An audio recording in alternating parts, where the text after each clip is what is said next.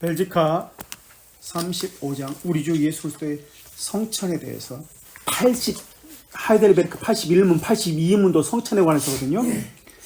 그래서 성찬식에 참여하는 자에 대한 신앙 고백을 이야기합니다. 그래서 예를 들어서 하이델베르크 81문은 적격자, 82문은 부적격자에 관한 것을 다루고 있거든요. 성찬식 제정 목적과 관련됩니다. 이것을 제정한 것은 죄를 먹고 마시지 않게 하기 위해서입니다.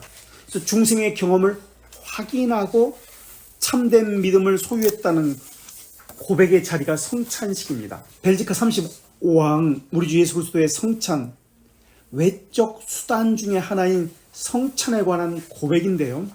괄호 1번은 35왕 괄호 1번은 성찬의 성격에 대해서 이야기합니다. 36페이지 괄호 1번은 성찬의 성격, 괄호 2번 성찬의 목적에 대해서 이야기합니다.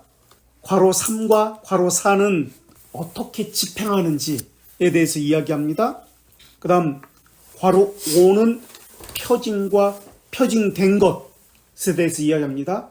괄호 5는 표징과 표징된 것, 괄호 6과 괄호 7은 어떤 사람이 참여해야 되는가, 누가 참여자인지 참여자에 대해서 이야기합니다. 이런 구성으로 되어 있는 것이 이 벨지카 35왕인데요.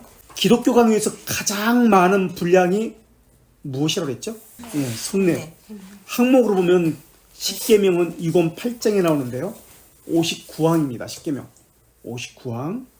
기도는 3권 20장에 나오는데 52항입니다. 성찬만은 4권 17장에 나오는데 50계항입니다. 그런데 4권 18장 미사 20항이고요. 19장 거짓 성례 37항까지가 다 성례에 관한 내용입니다. 그래서 성례에 관한 모든 내용을 합치면 107항입니다. 아침에도 말씀드렸죠? 엄청난 분량을 가지고 있습니다. 그래서 4권의 37%, 전체 1권부터 4권까지의 성례가 15%라고 말씀드렸습니다. 그만큼 중요한 주제고요. 분량이 많은 만큼 강조하고 있습니다. 성찬의 의미는 크게 두 가지인데요. 하나는 표징이고 하나는 표징된 것인데, 표징은 뭐죠? 떡과 잔입니다. 떡과 잔을 보면서 이 가시적이고 물질적인 것인데 여기에 매이면 안 됩니다. 이 안에 담긴 표징된 것, 진의 실체, 우리를 위해서 희생제물로 찢기시고 피를 흘리신 예수 그리스도를 바라봐야 합니다. 그리고 첫 번째 예수 그리스도의 그 사역, 우리를 위한 사역을 바라봐야 되고, 두 번째 우리가 예수 그리스도의 죽음으로 인해서 받는 혜택의 그 약속을 떠올려야 합니다. 이것을 다른 말로 복음의 약속이라고 합니다. 예수 그리스도께서 우리에게 주시는 그 혜택, 복음의 약속이라고 하는데, 복음의 약속이 무엇인지 살펴볼게요. 하이델베르크 66문 2양 121페이지 1장에 밑줄 친 거, 복음의 약속이라고 밑줄 쳐 있죠. 복음의 약속은 2장에서 다시 말하면, 그분의 십자가상에서 성취한 그리스도의 희생제물로 인해 죄의 사명과 영생을 무상적으로 우리에게 베푸는 것이다. 죄의 사명과 하나님의 측면이죠. 영생을 무상으로 우리에게 베푸는 것이다. 복음의 약속은 두 가지입니다. 하나는 죄들의 사면, 우리 측면에서는 죄들의 용서, 영생에 대한 약속. 복음의 약속은 두 가지, 죄들의 사명과 영생에 대한 약속입니다. 죄들의 용서와 영생 약속.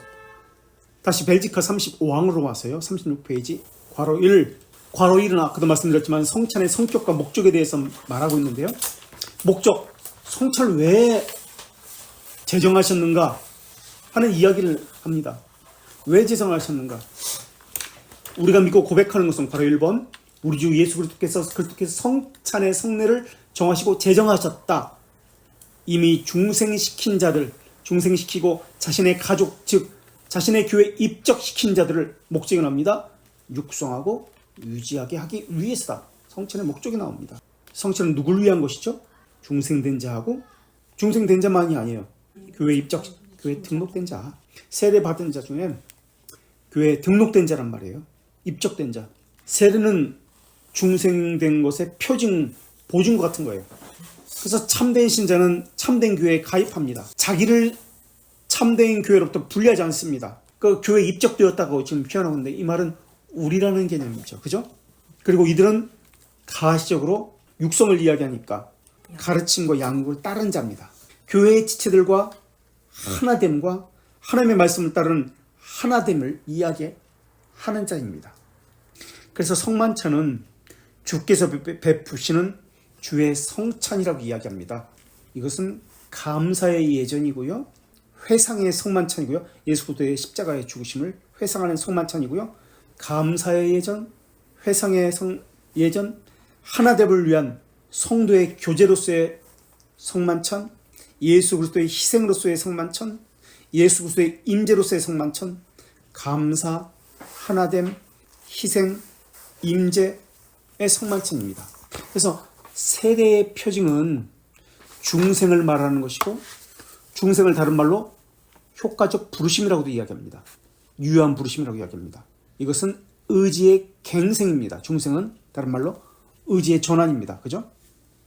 우리 대규리문답 67문 238페이지 1항 밑줄 친 거 한번 보세요. 밑줄 친 거 보면은 238페이지 대규리문답 67문 은혜의 역사로 말씀과 성령으로 그들을 예수 그리스도에게 초청하고 이끄는 것이다가 나옵니다. 은혜의 역사로 말씀과 성령으로 그들을 예수 그리스도에게 초청하고 이끄는 것이다. 이것이 전제되어서 이야기 뭐라고 하냐면 이때 구원에 이르도록 그들의 마음을 조명하고 그들의 의지를 갱생하고 강하게 결정하도록 하여 그분의 부르심에 자발적으로 응답하고 자유롭게 응답할 수 있게 하고 제한되고 전달된 은혜를 수용하고 품을 수 있게 합니다. 예, 의지가 바뀌어서 자발적으로 응답하고 순종하고 수용하고 품을 수 있게 합니다. 품을 수 있다는 순종의 증거가 나타납니다. 의지의 전환이라는 이 증거들이 나타납니다라고 이야기합니다. 순종의 증거가 나타납니다. 그러면서 벨지카 35장 다시 돌아와서요. 36페이지 괄호 2번 괄호 2번 그래서 이제 중생된 자는 이중적인 새로운 삶을 사는데 이랑 하나는 육적이고 현세적인 것으로 출생을 시작하고 모든 적이 일반적이다. 그런데 두 번째 다른 하나는 읽어주세요. 영적이고 하늘의 것으로 복음의 말씀의 결과인 두 번째 출생, 즉 그리스도의 몸과 교제함으로 받은 것이다. 이 삶은 일반적이지 않고 하나님께서 선택한 자에게만 특별한 것이다. 예, 하나님이 선택한 자에게만 특별한 것이다. 그리스도의 몸과 교제한다고 했습니다. 그리스도의 몸과 교제해요. 여기서 그리스도의 몸이 말하는 것이 떡이지 않습니까? 떡이 말하는 것이 뭐죠? 그 위에 나오는 하나님의 말씀을 의미해요. 떡을 먹습니다라는 말의 의미는 그것은 무엇일까요? 떡이 말하는 것은 그 말씀이에요. 복음의 말씀. 떡이 말하고 있는 것은 떡을 먹는다는 것은 왜? 말씀을 먹는 거예요. 복음의 말씀을 먹는 것입니다. 떡을 먹는다는 것은 하나님의 말씀을 먹는다는 의미입니다. 결국 그리스도의 몸과 교제한다는 것은 하나님의 말씀을 배우고 그 말씀으로 자신을 살피고 그리스도의 은혜에 동참한다는 개념이에요. 그래서 위에 1항에서 입적시킨다를 육성하고 유지합니다. 그게 바로 그런 개념이에요. 그저 떡만 가시적인 물질적인 떡만 먹었다라는 개념이 아니에요. 떡이 말하고자 하는 것은 하나님의 말씀을 먹습니다라는 개념이에요. 그러니까 양육이라는 개념이에요. 그러니까 내 양육 받고 있지 않으면 성찬에 참여할 수가 없어요. 떡을 먹으면 가시적인 물질적인 떡을 먹으면 능력이 있다, 효과가 있다, 무언가 된다. 이게 뭐죠? 무슨 논? 화채설 말고 사요론. 사요론이죠. 사요론. 네. 떡을 먹으면 효과가 있다. 사요론. 떡이 상징하는 것이 있습니다. 그것에 참여해서 하나님의 말씀으로 자기 생명을 유지해야 합니다. 그게 떡을 먹는다는 뜻이에요. 그래서 표징과 표징된 것을 이야기합니다. 괄호 3과 괄호 4에서. 그래서 괄호 3을 볼까요? 이제 표징과 표징된 것, 떡을 먹는다는 의미가 무엇인지 이런 이야기를 하는데요. 괄호 3에 밑줄 친 것, 즉 영에 있는 믿음으로 그분을 적용하고 수용할 때 그분의 영적 삶을 육성하고 강화하는 분이다 라고 하고 괄호 4 그리스도는 우리에게 이런 영적이고 하늘의 빵을 제시하기 위해 자신의 몸의 성례로서 지상적이고 가시적인 빵과 자신의 피의 성례로서 포도주를 제정하셨다. 자신의 빵과 자신의 피로서 성례로서 포도주를 제정하였습니다. 자신의 몸으로서. 그래서 우리 생명이 양육받는 것처럼 우리 역시 영적 삶을 유지하기 위해서 성찬을 받습니다 라고 나옵니다. 성찬을 받는다는 의미는 나는 양육받습니다. 말씀을 먹습니다. 말씀으로 나는 유지됩니다. 그런 개념이에요. 그래서 성찬에 참여한다는 것은 하나님의 말씀을 양육받습니다. 그것을 상징적으로 보이는 거예요. 표정으로서. 그게 가시적인 행위로서 표정으로서 나오는 거예요. 그래서 가시적인 말씀을 먹는 거예요. 먹고 마신다는 것은 그래서 연합을 의미합니다. 그리스도가 머리고 나는 지체로서 그분의 말씀에 순종합니다 라는 개념이에요. 나는 그분의 지체로서 성찬에서 떡을 먹는다는 것은 그분의 말씀에 순종합니다. 그분의 말씀 먹습니다. 그분의 말씀을 내가 수용합니다. 그분의 말씀을 내게 적용해서 내게서 그분의 말씀이 그대로 나타납니다. 그게 우리 안에 내주한다는 뜻이에요. 무엇이 실제 내 안에 들어와서 웅크리고 앉아있다는 말이 아니에요. 내주하신다는 것은 하나님의 말씀과 연합해서 순종한다는 말이 내주한다는 말이에요. 순종합니다. 이게 떡을 먹는다는 의미예요. 그러니까 양육받지 않은 사람이 성찬에 참여한다? 그건 죄를 먹고 마시는 거예요. 그래서 이것을 우리가 성찬에 참여하기 전에 분별해야 돼요. 그리고 벨지카 괄호 3번 밑에서 셋째 줄 괄호 3의 밑에서 셋째 줄 그분은 신자들이 그분을 먹을 때 즉 영에 있는 믿음으로 그분을 적용하고 수용할 때 그들의 영적 삶을 육성하고 강화하는 분이다. 영에 있는 믿음으로. 믿음의 정의는 지식이잖아요. 그러면서 어떻게 하는 것이 바른 성례의 집행인지가 괄호 4에서 나옵니다. 괄호 4에서 믿음으로 먹고 마신다는 말은 예수 그리스도의 순종이 나의 순종으로 여겨졌다는 뜻입니다. 여겨졌다는 말의 의미는 여기서 연합, 접붙임이란 말이에요. 여겨졌기에 하나님의 말씀을 따라 살아가도록 은혜와 힘을 공급받고 거룩한 순종을 살게 한다는 뜻입니다. 그래서 견인의 삶을 이야기해요. 무엇이 우리를 견인의 삶을 살게 하죠? 하나님의 말씀이. 견인의 삶이 떡을 먹는다는 의미입니다. 하나님의 말씀대로 살겠다는 의미가 떡을 먹는다는 의미입니다. 그래서 이것을 가식으로 보이는 거예요. 하나님의 말씀으로 살겠습니다. 살고 있습니다. 이걸 성찬에서 가식으로 보이는 거예요. 그래서 연약한 믿음의 효력이 발생하는 것은 그렇게 살고 있을 때 그것이 은혜의 효력이 작용하는 것이에요. 그냥 먹었기 때문에 효력이 작용하는 거 아니에요. 그렇게 삶에서 실제로 말씀을 내게 적용하고 그렇게 살고 있기 때문에 그래서 연약한 믿음이 강화되는 거예요. 실제로 그렇게 말씀대로 살기 때문에. 그래서 말씀대로 살기 때문에 강화되는 것이지 그것을 먹었기 때문에 강화된다? 이거 아니에요. 이신칭이가 삶에서 세례받은 그 증거가 중생의 전환이잖아요. 중생의 전환, 의지의 전환, 다시 말하면 순종이 삶에서 증거로 보여질 거예요. 이런 사람이 성찬에 참여되는 거예요. 그래서 고백과 함께 베풀어주는 거예요. 그게 바로 바른 성례의 집행입니다. 그냥 성찬식을 했다고 성례 집행 아니에요. 세례를 받았다고 성례의 집행 아니에요. 바른 성례의 집행은 그 의미를 알고 표징된 것을 알고 그것이 바르게 시행되는 것이에요. 그러면서 바른 성례의 집행이 무엇인지 괄호 5에서 설명합니다. 거짓된 성례의 집행이 무엇인지 설명하는데요. 먼저 괄호 5에서 성례가 가시적인 것입니다. 근데 그 의미를 알지 못하고 그저 가시적으로만 물질적인 것을 먹고 마시면 그릇된 행위가 나타나는 것을 경고하는 것이 괄호 5번인데요. 그래서 괄호 5에서 인간 중심적 해석과 적용을 방지하기 위해서인데요. 한번 괄호 5가 길죠. 밑에서 36페이지 괄호 5의 1항 둘째 줄 우리가 이해할 수 없는 방법이 오선 너머에 있는 것이고 성령의 활동이 감춰져 있고 불가해적이지만 넘겨서 이 거룩한 표징으로 우리에게 나타내고자 하는 모든 것을 우리 안에 역사한다. 그 다음에 2항 37페이지 이처럼 우리가 먹고 마시는 것이 그리스도의 고유하고 자연적 법이며 고유한 피라고 말하는 것은 잘못된 것이 아니다. 하지만 우리가 같은 것에 참여하는 방법은 입술이 아니고 성령에 의해 믿음으로 말미암는 것이다. 그래서 괄호 사망에서도 믿음으로 비추친 거, 우리를 자신에게 참여하게 하는 자가 되어 이를 절대 쉬지 않는다.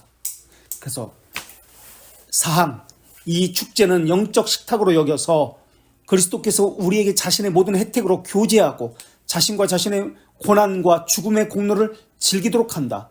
또 그분께서 자신의 육체를 먹게 함으로 우리의 비천하고 쓸쓸한 영들을 양육하고 강화하고 위로하게 하신다라고 나옵니다. 5의 3절, 그리스도께서 괄호 5의 3항, 그리스도께서 항상 하늘에 자신 아버지의 오른편에 앉아 있지만, 이것은 무엇을 이야기할까요? 무엇이 잘못됐다고 이야기하고 있나요? 그리스도께서 항상 하늘에 계신 아버지의 오른편에 앉아 있습니다. 그런데 화채설은 뭐예요? 인성이 내려와 가지고 변한다는 거지. 빵 속에 거한다. 빵이 바뀐다는 거죠. 예수님이 된다는 거잖아요. 빵과 포도주가. 그게 화채설이잖아요. 근데 여기서 뭐라고요? 우편에 앉아 계시다. 인성은 공제설은 아닌가요, 그럼? 공제설은 맞아. 그렇죠. 화채설 공제설을 지금 잘못됐다라고 이야기하고 있죠. 그들은 예수님의 인성이 빵 위에 공제설을 위아래 옆에 안에 임한다라고 해요. 인성이. 근데 아니다. 성경은 그렇게 말하고 있지 않다. 오른편에 앉아있다. 인성은. 그렇게 이야기하죠. 공제설, 화채설이 잘못됐던 것을 이야기합니다. 그 다음에 괄호 5의 4절, 예수 그리스도의 모든 혜택으로 우리에게 교제하게 하고 영들을 양육하고 강화하고 위로하게 한다라고 합니다. 예수 그리스도는 육체적으로 이 세상에 계시지 않습니다. 인성은 이 땅에 계시지 않습니다. 그러나 영으로는 우리와 함께 하시고 믿음을 강화시킵니다. 말씀과 함께 우리 안에서 강화시킨다는 말을 하고 있습니다. 그리스도의 몸된 교회로 주의 자녀를 모으시고 그들을 위해서 변호하시고 적들을 굴복시키고 은혜와 은사를 주십니다. 자, 하이델베르크 이번에는 51문.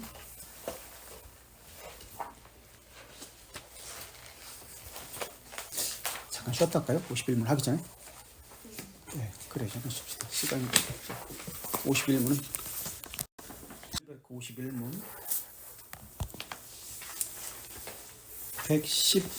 115페이지입니다. 우리의 머리이신 그리스도의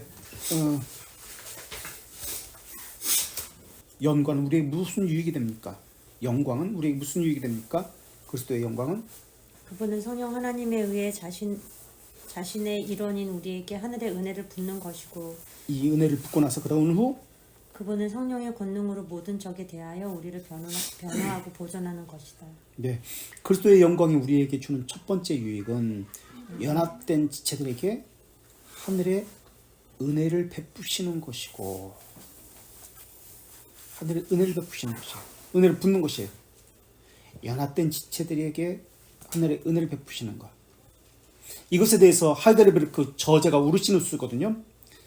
이제 해설집에서 뭐라고 하냐면, 우리를 위해서 중재하시고 영과 말씀으로 주의 백성을 주의 교회로 모으시고 다스리고 보존하고 모든 적들로부터 교회를 보호하고 교회 적들을 거절하고 파괴하고 교회의 허약한 모든 것을 제거하는 것이다 라고 이야기합니다. 우르시누스는 우리를 위해서 중재하시고 영과 말씀으로 주의 백성을 교회로 모으시고 다스리고 보존하시고 모으고 다스리고 보존하고 모든 적들로부터 교회를 보호하고 교회의 적들을 거절하고 파괴하고 교회의 모든 허약한 것들을 제거하는 것이다라고 합니다.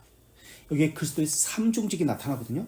말씀으로 모으시고 다스리고 보호하고 모든 허약한 것을 제거한다. 그래서 우리가 모두 함께 그리스도의 통치를 받는다는 것이 교회에서 실현됩니다. 교회는 하늘에 있는 것의 가시적 이 땅에서의 표징이거든요. 하늘나라의 모형과 그림자인데 가시적인 표상이에요. 떡과 잔과 같은 이런 표징이에요.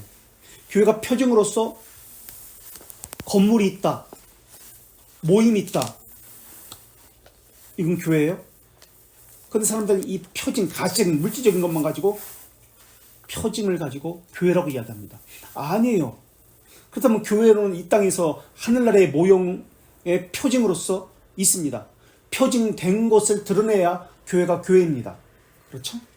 외딴 섬에서 홀로 있는 것처럼 교회의 표지가 드러나지 않는다면, 자기만의 세계를 갖고 있다면, 우리라는 개념이 없다면 그것은 교회가 아닙니다. 표징된 것이 드러나야 합니다. 표징만 가지면 교회가 아니에요. 우리 성찬도 마찬가지예요. 떡과 찬도 표징만 가지고는 성례가 아니에요. 표징된 것이 교회라면 드러나야 합니다. 근데 보통 교회에서는 표징된 것은 드러나지 않고 교회 내에 또 다른 교회들을 잔뜩 만들어 놓죠. 자기들끼리 알아서 만들어요. 우리라는 개념이 깨어져요. 청년부만, 우리 부서만, 우리 위원회만 알고 있죠. 교회 내에 또 다른 교회를 만들고 있죠. 그러니까 부추겨요. 외딴 교회를 만들라고 연임이 없어요. 자기들만의 교회예요. 간섭할 수가 없어요. 들어올 수도 없어요. 교회 내 교회가 많습니다. 절대 누구의 다스림을, 통치를 받지 않아요. 당회의 통치를 받지 않아요. 목사님의 통치 받지 않아요. 우리란 개념이 성찬에서 확인되어져야 합니다. 자기만 분리되어 있다면 이것은 우리가 아닙니다. 그렇죠? 성찬에서 우리가 확인되어져야 합니다. 변호하고 보존하고라는 말은 견인이란 말이에요. 변호하고 보존하고, 견인이란 말이에요.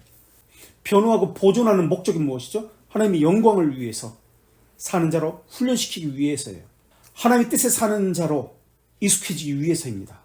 이러한 것들이 지금 하이델베르크 61문에서 지금 이야기하고 있는 거예요. 다시 돌아왔어요. 벨지카. 이번에는 37페이지. 벨지카 35항 괄호 6. 괄호 6과 7은 성찬에 어떻게 임해야 되는지 자세에 대해서 이야기하거든요. 어떤 자세로 임해야 될지. 성찬에는 괄호 6의 끝부분에 신자들만 참여하게 됩니다. 오직 신자들만 성례에 참여하게 됩니다라고 이야기합니다. 그죠? 신자들만. 아무나 참여하는 거 아니에요. 신자들만 참여합니다. 그러면서 괄호 7에 끝으로 하나님 백성의 모임에서 이 거룩한 성례를 받을 때 동그라미 1절 우리는 읽어주시겠어요? 그리스도 우리 구세주의 죽으심을 진지하게 우리 가운데 기억하면서 겸손과 경외하는 심정과 감사하는 심정으로 임해야 한다. 다시 말하면 우리의 신앙과 기독교에 대하여 고백해야 한다는 것이다. 겸손, 경외하는 심정, 감사하는 심정, 겸손, 경외, 감사. 다시 말하면 우리 신앙과 기독교에 대해서 고백합니다. 그 다음에 2절에 그러므로 그 누구도 미리 자신을 올바로 점검하지 않은 채로 이 식탁에 임해서는 안 된다. 이 빵을 먹고 이 잔을 마심으로 자신이 자신에게 심판을 먹고 마시지 않게 해야 한다.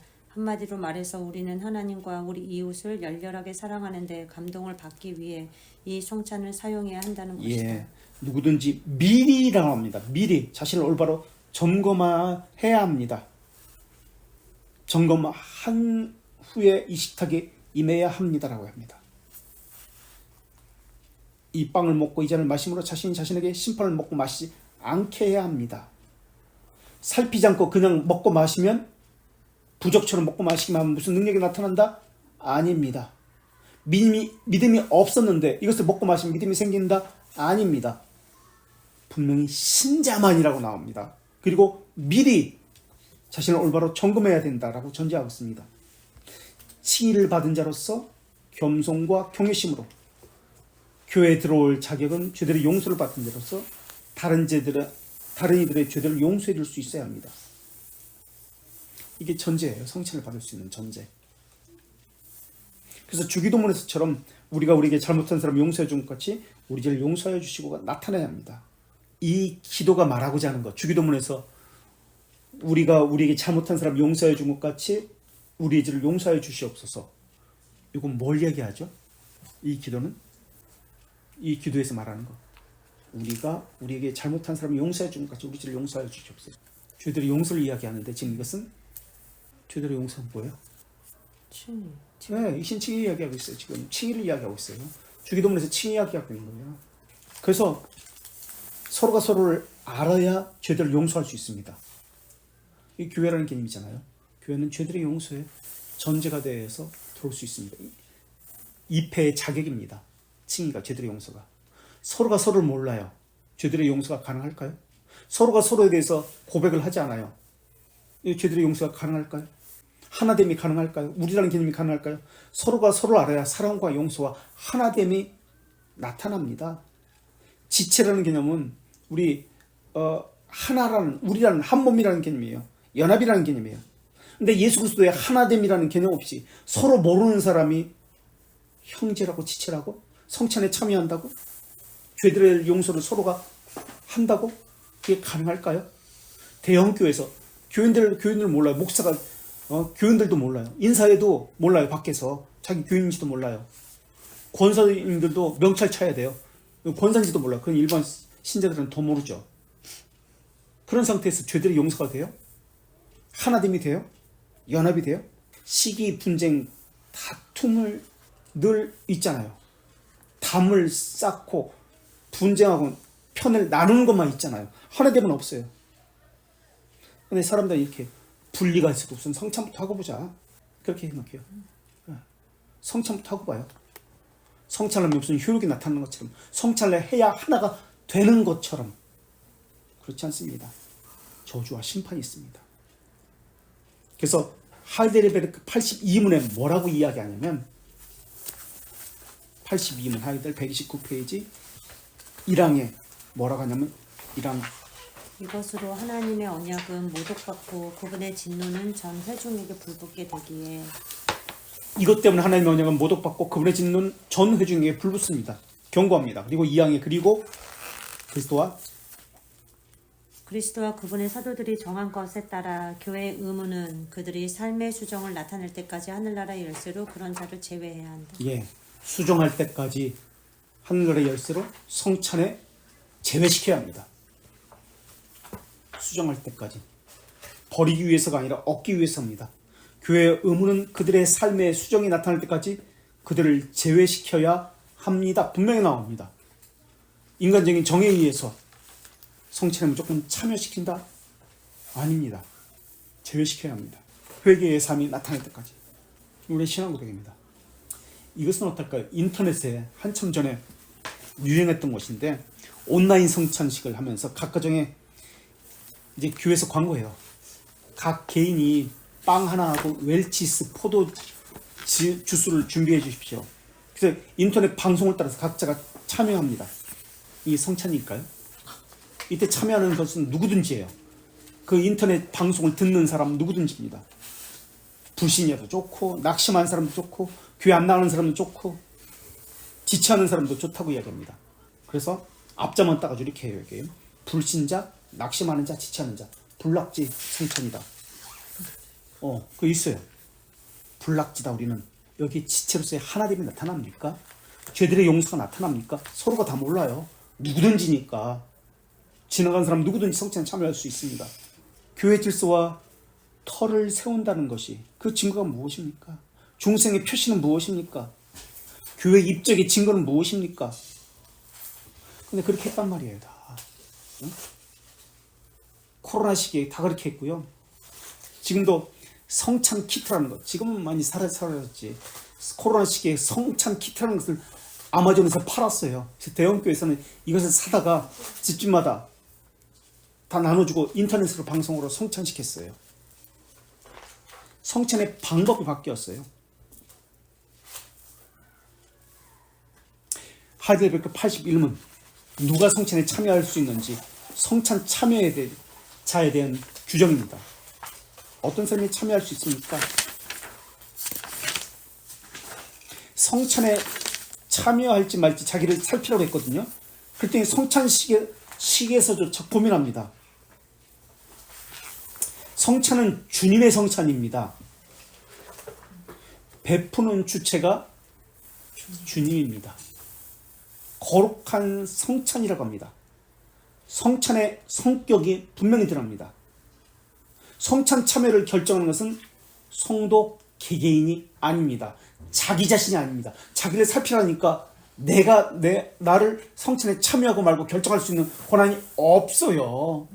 근데 그렇게 하잖아요. 지금 자기라고 살피라고 한 것은 사실이지만 개인의 결정도 필요하지만은 온 회중의 문제라고 이야기합니다. 온 회중의 진노를 받습니다. 그러니까 교회의 결정을 따라야 됩니다. 자기가 결정하는 거 아니에요. 자기를 살피는 말은 자신에게 결정권이 있다는 말이 아니라 올바른 자세를 가지라는 말이에요. 올바른 자세를 가지고 성찬에 참여하라는 말이에요. 자세가 잘못됐습니다. 자기가 결정권이 있어? 성찬 참여의 권한을 어디 주셨습니까? 교회 주셨는데 정확히 장로회에 주셨습니다. 신령한 것을 살피는 것이 장로회거든요. 성찬 참여를 허락하는 것도 그렇고 거절하는 것도 그렇고 그 사람의 유익과 교회의 유익을 위해서 교회에서 장로회에서 결정하는 겁니다. 그 사람이 죄를 먹고 마심으로 하나님의 진노를 받게 하지 않기 위해서 그 사람을 보호하는 거예요. 그 사람 내팽개치기 위해서 하는 거 아니에요. 하나님의 진노를 받지 않게 하기 위해서. 그래서 교회는 그 사람을 위한 목적으로 결정을 합니다. 그래서 성찬 참여의 결정은 교회의 결정이지 자신의 결정이 아닙니다. 그래서 교회사적으로 보면 일부는 말씀의 예정으로 모두 참석합니다. 2부는 초대교회는 성찬 예식을 했는데 참여자만 참석했습니다. 나머지는 다 집으로 돌려보냈어요. 오늘날은 성찬 참여자가 아닌 사람은 무조건 다 돌려보내지 않습니다. 자발적으로 맡깁니다. 보고 이제 배우라고. 하이델베르크 82문 다시 한번 볼게요. 128페이지 질문 한번.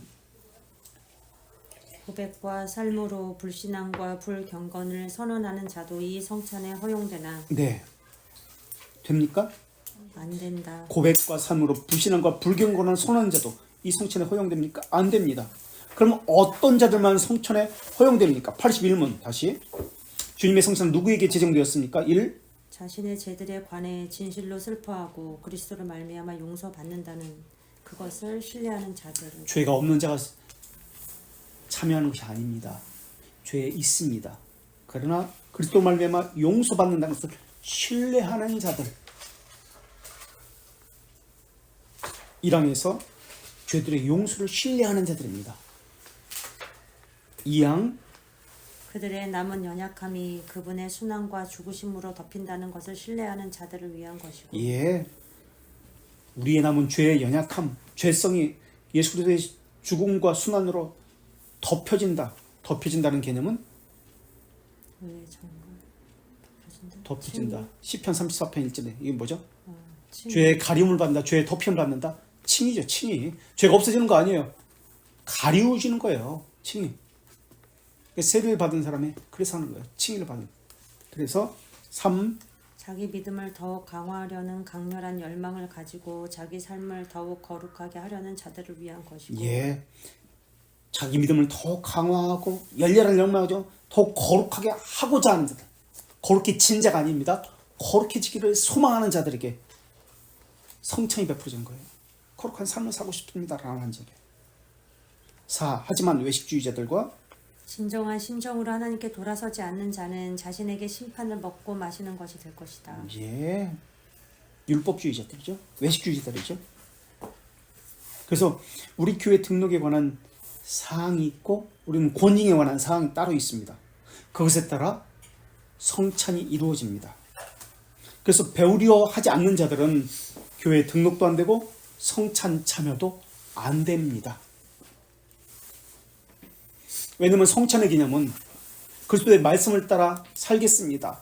말씀을 따라 순종하겠습니다. 강렬한 열망이 있는 사람, 경향성이 있는 사람, 죄들의 용서에 대한 강렬한 소망이 있는 사람에 한해서 하기 때문에 그렇습니다.